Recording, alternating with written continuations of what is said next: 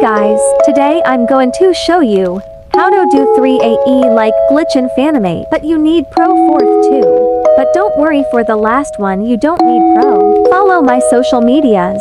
All my edits are posted there. Want this? Glitch 1. Glitch 2. Glitch 3. Okay, let's start. Select your clip and add the effect called cross glitch. Intensity 25. Jitter 10. Speed 30. Random 20.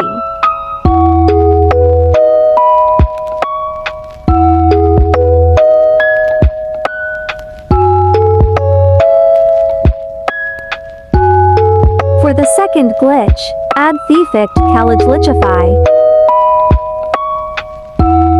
Amount 20. Speed 60. Blend overlay.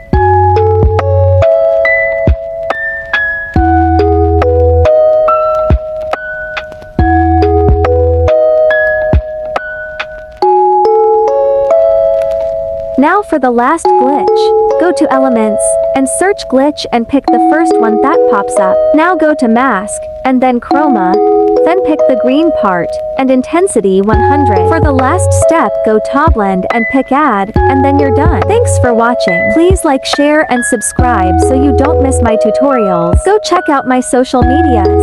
All my edits are posted in there.